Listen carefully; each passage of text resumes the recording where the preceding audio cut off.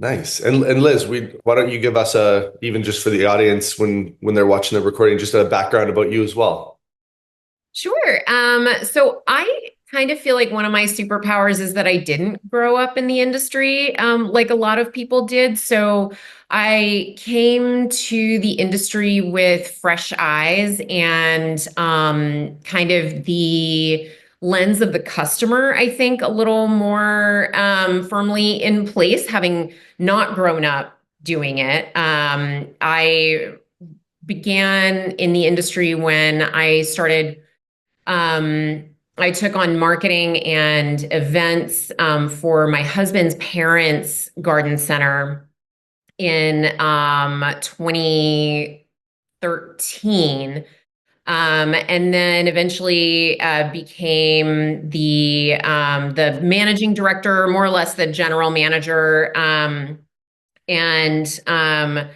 really began putting things into place to support the team to create really great customer experiences, and then helped my in-laws sell the business, which was also, very emotional for them. But really a wonderful transition. I stayed on to help the new owners for about 6 months. And then my husband and I knew we wanted to live somewhere a little more urban, a little more culturally dense. My husband still works in theater, which is what my background was in as well. So we moved to the Boston area when I was hired by Mahoney's to head up customer experience. And my previous boss left in July, and I was promoted to marketing director, and I still kind of have that umbrella over customer experience as well. That's great. And Liz, when you say that you feel it's a superpower that you didn't grow up in the industry, I love that, and I want to dive into that a little bit. Why do you feel that way? So what my experience has been with folks who did grow up in the industry is, it is so far from being their first rodeo when it comes to plants that there can sometimes be this almost exasperation with the customer because it's like, I know these things. Why don't you know? And so coming into it with fresh eyes, not really, having like fully understanding the plant world, I felt like I was more similar to our customers and able to really empathize with them and figure out solutions that are going to work for them that somebody who's done this their whole life may not be able to see because they've just been working with it for so long that they don't really understand how much they truly know and how different their knowledge base is from your average customer. That's terrific. And you've actually developed what you call a wholehearted customer service philosophy. Can you walk us through what that looks like, Liz? Sure. So it really starts with, everybody's heard that tenet, the customer is always right. And when I put this in writing, I like to write the customer is always right, and then I cross out the word right and I change it to human. The customer is always human. And I think that it's easy for teams to develop this us versus them mentality when it comes to the customer, particularly when you're dealing with live inventory. And not only that, but live perishable inventory that people expect to last for forever and ever. And that does take, a fair amount of specialized knowledge to be successful with. Um, and it just becomes this, oh, the customers are trying to pull one over on us. They killed this plant and now they want us to replace it. And we just think of the customers as being a nuisance. You've got so much to do when you're dealing with live inventory too, that sometimes it's just like, why are these customers bothering me? I just need to water the plants. Don't they know I have to keep the plants alive? Um, Right. and so trying to reframe that mindset of like, these are human beings too. And they have their own fear of failure. They're going to have bad days. And deep down, they knew they killed that plant. They know it was their fault. But, there a lot of people being unsuccessful with something presents somewhat of an identity crisis. Like I'm Right. not a person who fails at things, and so this must be somebody else's fault. I'm looking for someone to blame, and that's where issues become, really touchy. So really sort of reframing that customers are human beings that have bad days just like we do. And if we can just meet them there with, this is what we all have in common, I think we can start from a really good place. Um, I'm happy to respond to any of that. There's sort of like several, tenets to my customer service philosophy that I'm happy to kind of go through. But if you want to kind of talk about that, I don't want to just ramble on. No, it's great. I would love to hear kind of the key behaviors and habits that your team would put into place. Like, what does that look like when they're talking to a customer? Like they're busy in the garden center, they're trying to water the plants, and then someone comes in with some of those pain points. What do those key behaviors look like? Sure. So, returns is a really good example because it's one of those that can become very tense on both sides of the interaction. So what I ask my team members to try and keep in mind is I call it the three E's: Hmm. empathy, exceptions, education. So start with empathy. They're coming in there, they really would rather not be there trying to return this plant. What you have to remember is that they really would have preferred to have been successful with that plant and have it at their home and not being coming back to the garden center, taking up more of their time to deal with a product that they already purchased, right? Right. So empathizing with somebody who, is dealing with a struggling plant, like, oh my gosh, you must be feeling so disappointed. You're taking time out of your day to come back and deal with this. I'm sure you have better things to do, right? So starting with empathy immediately diffuses that situation. It immediately helps people to, just like it diffuses their defenses, lets them let their guard down. Like, okay, you get it. You understand I'd rather not be here. Which helps tremendously to take a potentially tense situation, just pull it down a notch. And instead of us being on opposite sides of this issue, now we're here together on the same side looking at the problem. Hmm. The second piece, which sort of fits in between the empathy and the exceptions, which is the next piece, is one of my colleagues has a really great way that she approaches this. She's like, tell me how you're taking care of the plant. Just Hmm. really open-ended, give the customer an opportunity to talk. Not, you don't want to start with, well, did you water it?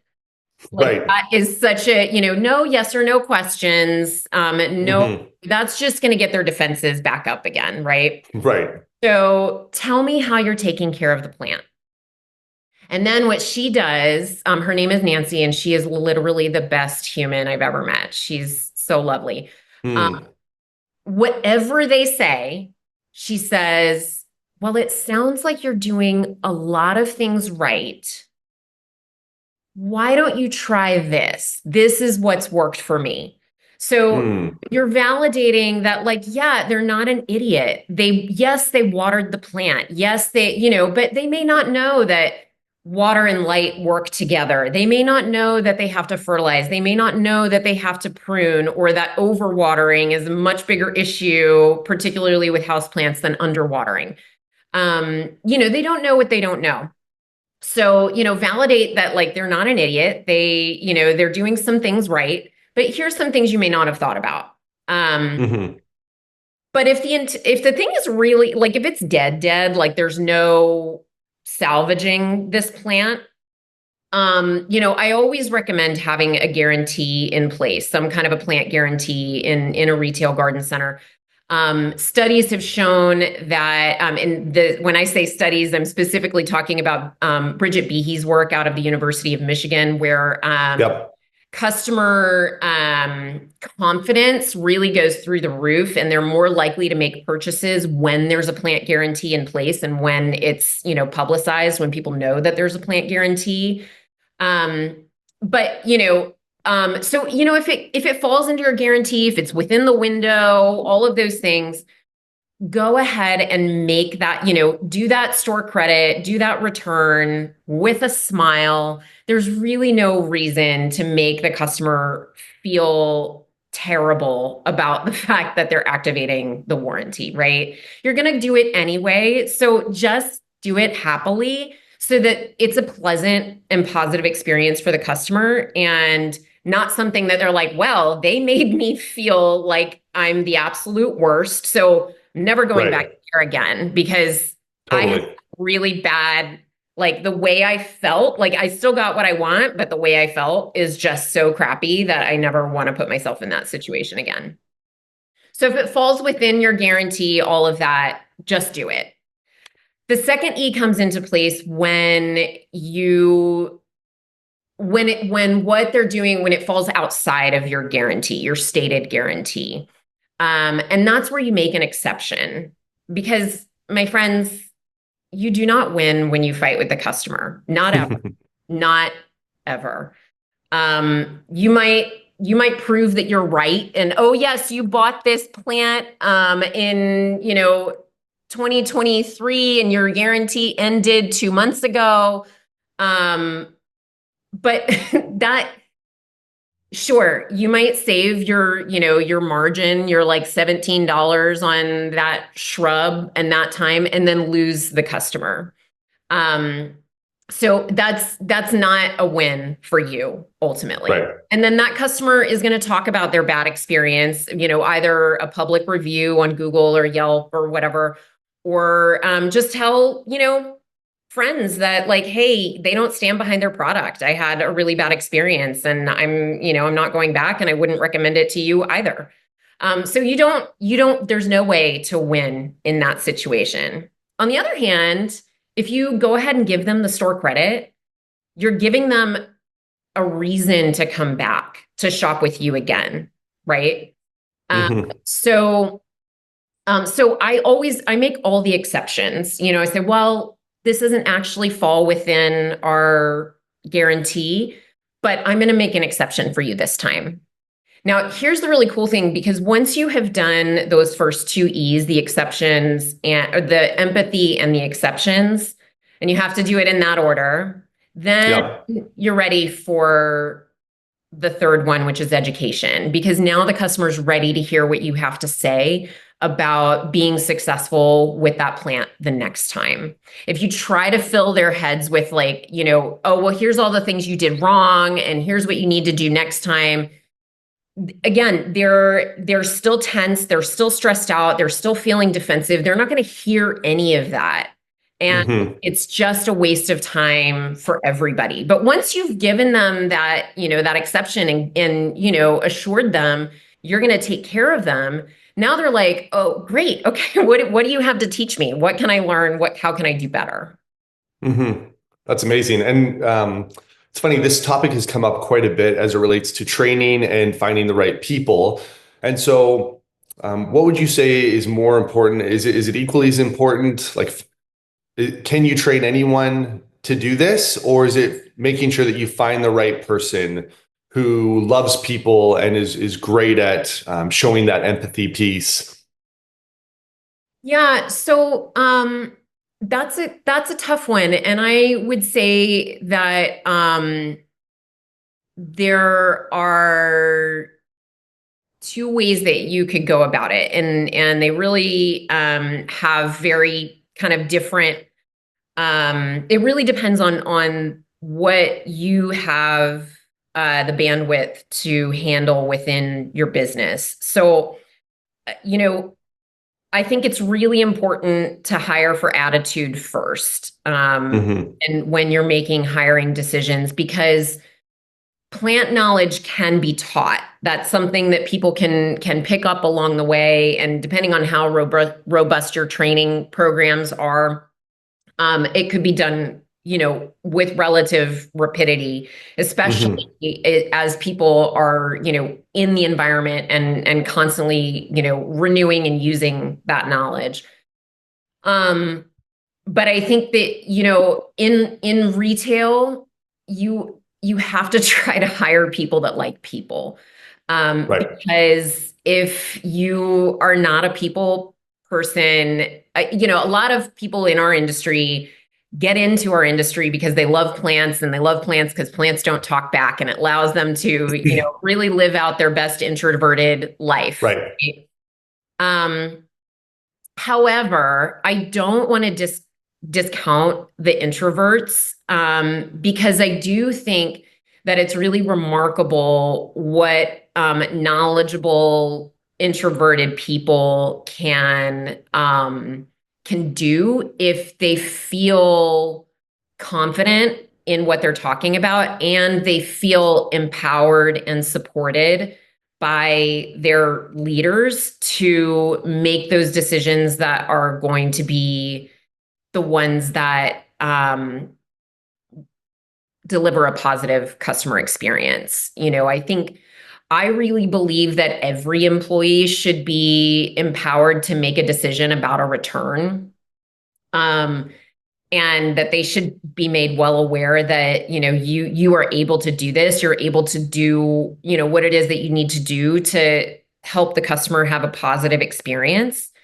And as long as, because here's the thing, when you make a big deal about returns within your company, if you're like, follow the policy, we don't give anything back over this, this amount, or whatever it is, that creates a really stressful environment for your frontline employees, because it's the cashiers that are getting those Right. questions, and if they're getting it from both sides, like, we don't give anything back from the from their leaders, and from the customer, they're gonna be like, give me all my money back. Right. Plus a gift certificate, then they feel like they're in a vice grip. And it's just such a demoralizing and unpleasant environment to work in. So it's not something that people are going to want to stick around for long Totally. um, if that's, their directive. Totally. Especially if you hire people with the right attitude who love people and want to make them happy.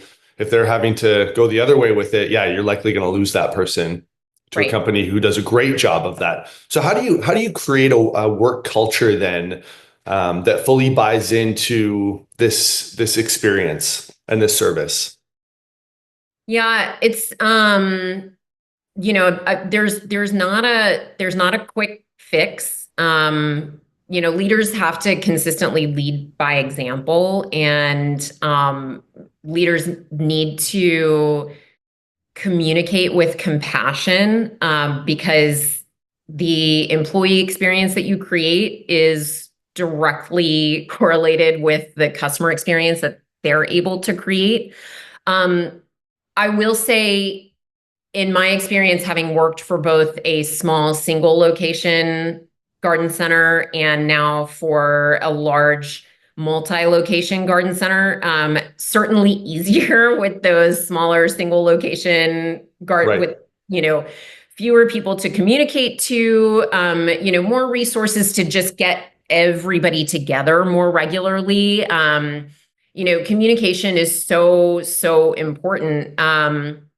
At Rockledge Gardens, we had a daily huddle. So every single day, before we opened, like for just 10-15 minutes, we had a stand-up meeting that, where we're able to communicate with the team. And then every month we had an all hands meeting where every single team member was required to come. It was 2 hours. It was after hours. We fed them dinner. It was paid. But we're able to have that constant line of communication with the team, and make sure that we're continually, um, recentering our values and our purpose as a company. At Mahoney's, we had to take a different approach. So at Mahoney's, I created a video that would allow customers to, that would allow team members to sort of understand our customer service philosophy and what the expectation was. And now it's part of onboarding. It's something that everybody has to watch. We had, lots of our team members participate and give their own, tips and tricks and things like that. So that's something that we've put out there. But it's absolutely crucial to get leadership on board, to empower team members at every part of the organization. That's terrific. And two things really stood out that you said to create that workplace culture and its attitude. I think if you can find the people with the right attitude, and then the leadership piece. It's funny, I've done some talks and we've been talking about, the new generation, and some garden center owners will say, oh yeah, they're idiots, or they don't know what they're doing. And if they're saying that, then it's definitely going to reflect onto their team members with the wrong culture and experience, that won't set up a great customer experience. So can you give me any examples of some leaders that have done the right things, just so that people can practically see how it works in practice? Sure. So we had a team member who is an operations manager at our flagship store who really just consistently demonstrated, kindness, compassion, communication, was always willing to help, always willing to answer questions, to, explain the reasons why we would do something. And really did so with such this down to earth, compassionate manner that, the cashiers really felt so supported by her that they could then deliver a better customer experience. I think that if, in the other direction, if you have a culture in which you're really only talking about mistakes, you're never celebrating wins, it's really easy for team members to then translate that culture to their interactions with the customers. They can't easily point out what the customer is doing right with their plants if nobody's ever pointing out what they're doing right, as an employee. The seeds that grow are the ones that you water. And so continually harping on mistakes without also talking about what's going right and what's going well is going to breed a culture that is just going to be reflected right back to the customer. That's great. And obviously seasonal staffing is a huge challenge in our industry.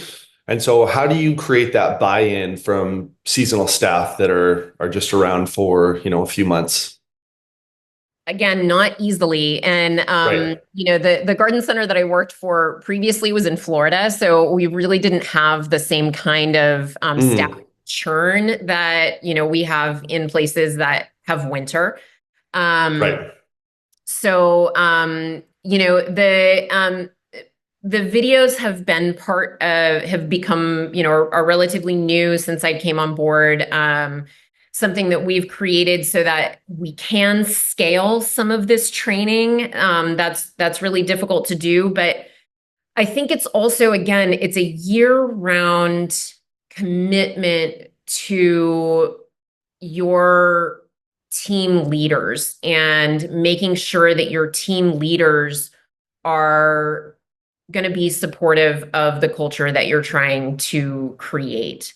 One of the things that I noticed that also happens in our industry is that people who stick around people who are great individual contributors or who have a lot of plant knowledge are often the ones that are promoted into Hmm. management positions. And unfortunately, then are never really given any management tools. They're never really given any kind of training. And it's funny because we don't always recognize that the skill set that made you a really effective individual contributor or that really contributed to your plant knowledge is just not the same skill set that you need to effectively manage people. So Totally.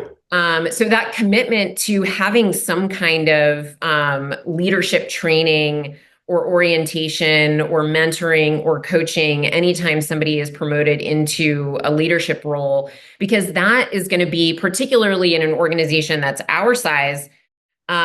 It's the department managers, it's the those people who are working directly with those new seasonal staff members who are going to be setting the example and setting the tone. So it's a constant commitment to reinforcing that culture of kindness, compassion, and communication throughout the entire organization all year round. Love that. I love that. And how do you measure the success of this philosophy? There's a few different ways that you can do it. One of my favorite tricks for kind of catching the pulse of what your customers think, or how they're perceiving you, is to go into your Google reviews, your Yelp reviews, and copy all of the text of like maybe the most recent like 25 or 30 reviews, and then put them into a word cloud generator and see what looms large for you. Hmm. Like, are those words that get constantly repeated? What are people, how are they seeing you? And if the word staff or team, if that looms large and it's in a positive way, then that your customers are noticing that your staff Hmm. is helpful and friendly, and that they're mentioning it. So that's always a good sign. Yep.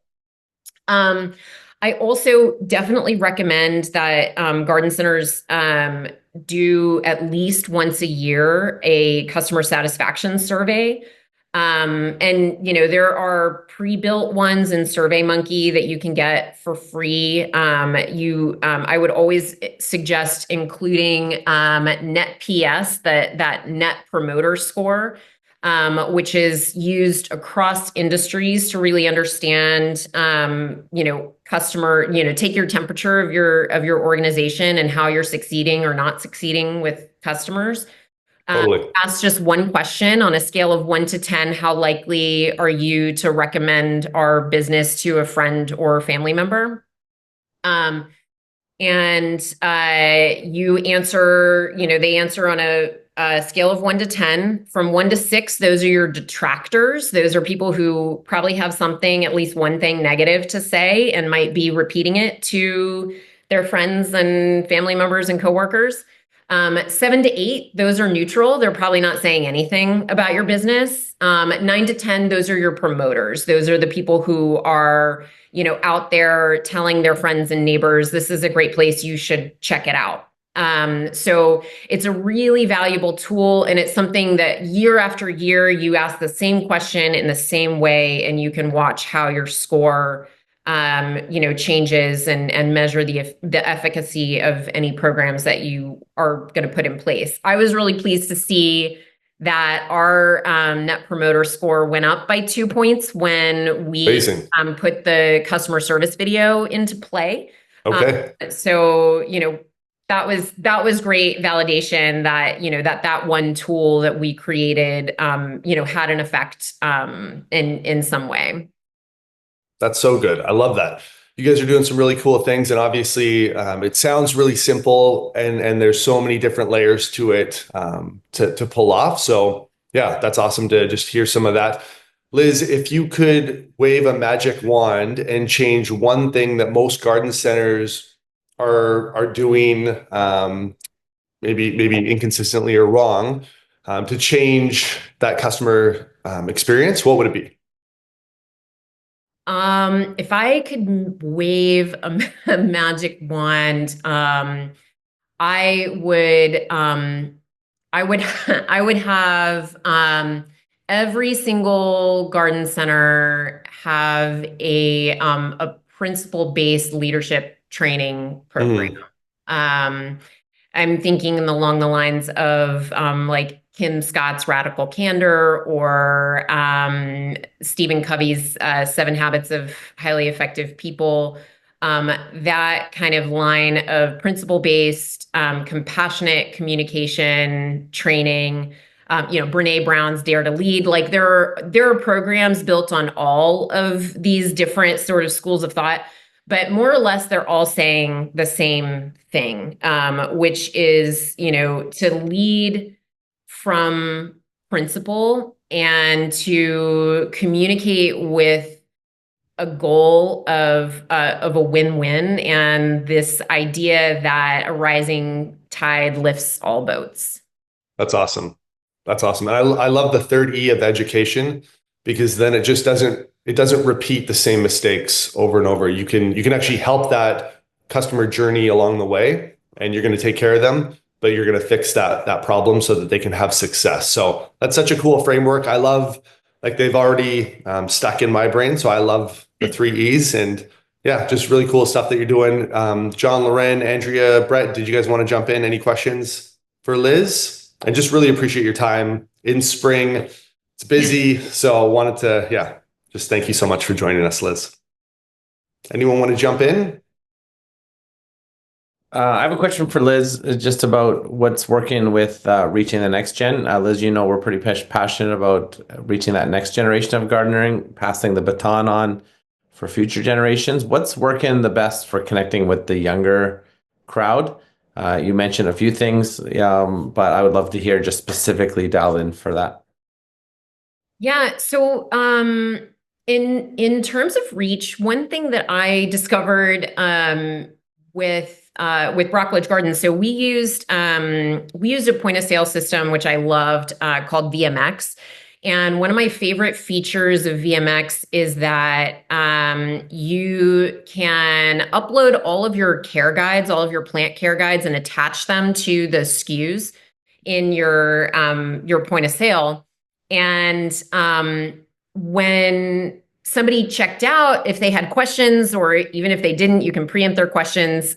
Say, hey, if you need some help caring for that blueberry bush, we have a great blueberry care guide. And if we've got your email address in our system, then you'll automatically get a copy of your receipt to your email with links to all of the care guides that are relevant to the things you bought today. And what I found was remarkable, like I am absolutely, I will not give you my email if a cashier is asking type of person. And I think a lot of millennials and Gen Z are like that. Like, no, I receive so many emails. No, thank you. But when I would tell them that you're going to get this like hyper relevant, set of guides related to specifically what you purchased, and you're going to get that immediately. We found like young people right and left. They were like, "Oh, hell yes!" Like, "I will 100% give you my email address, and it's not my like Hotmail junk mail. I'm giving you my Gmail address, like first name dot last name at gmail.com, the real one that I actually use." So that was really kind of cool to see. The other thing that we would do is throughout the garden center, merchandise with the plants. We had QR codes that led to those educational landing pages that help people to be successful with their projects. So, creating those resources for people, because the thing is, millennials and Gen Z are pretty petrified of failure, and they don't want to mess up, and they don't have a ton of disposable income, not everybody.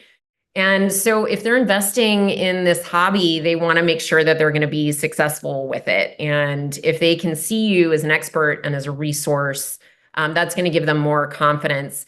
And the other piece of that is you can't make them feel stupid for asking the questions that they're going to ask. Because that is going to turn them right off, and either they'll quit the hobby altogether, or they're going to go someplace where they can feel more anonymous, where, if they go to Lowe's or Home Depot, then they know, like, I'm probably not going to talk to any staff members, so I'm protecting myself from some snooty plant nerd making me feel like an idiot for not knowing Totally. what a certain genus of whatever it is that they don't know. And also, by the by, Lowe's and Home Depot, they don't make a fuss about returns at all. And I know Right. that that's because their growers are having to deal with that on the supply side. They don't end up paying for any of their returns. And I get it. We don't have that luxury, but that's the customer expectation. So, we just can't Right. on from that standard and that expectation. Totally. And if you can educate them at the end, then from a medium to long-term perspective, you're only going to win. So Yeah. that's great. Love that. Loren, I know you've got a question, Loren. I don't have a question, but I just, the 3 E's, just that reminder. You gave the example of you're out watering and that customer comes in with a complaint or a return. I've been there and so guilty of that myself. You just don't have time for it. So that empathy piece and that reminder that they are human too. Yeah, that was great. Loved it. That's awesome. Nice. Well, if there's no more questions, again, it's spring in the garden center, so it's busy. So again, thank you so much, Liz, for joining us. And yeah, excited to post this to our YouTube and throw it on LinkedIn and within the community so people can watch it and learn from your philosophy. You're doing some really cool things, and I'd love to have you back, especially in the fall when we have like 80 people join us, so that they can just pick your brain and ask more questions around this topic. So yeah, that's great. We appreciate you, Liz. For having Thank me. you. This was really fun. That's awesome. Cool. Okay. Thanks so much, Liz. Bye, guys. Okay. See you guys. Have a good day.